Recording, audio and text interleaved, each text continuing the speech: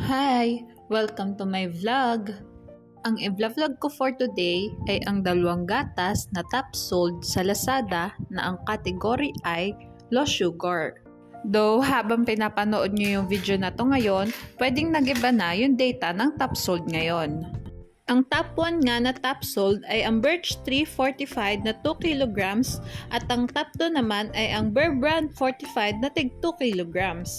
At ang pwedeng uminom nito ay ang mga 4 years old pataas. Magbe-base nga tayo sa 100 gram per powder. Simulan na nga natin.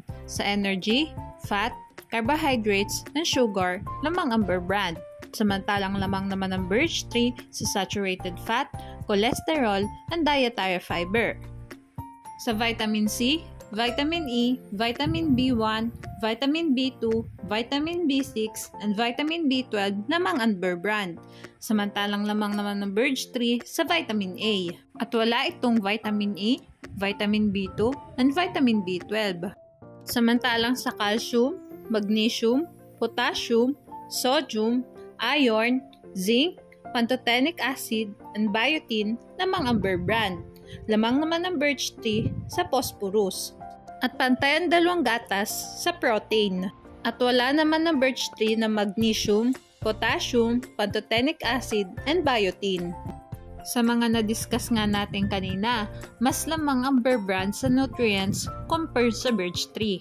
But indicated kay Birch Tree ang nutritional values may vary depending on seasonal variations and source of milk.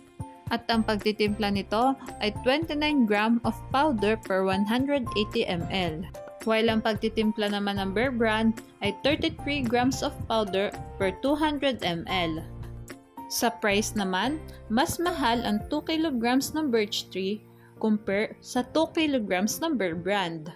Sa online store ko lang to tiningnan at hindi ko sure kung same price lang din ba to sa physical store.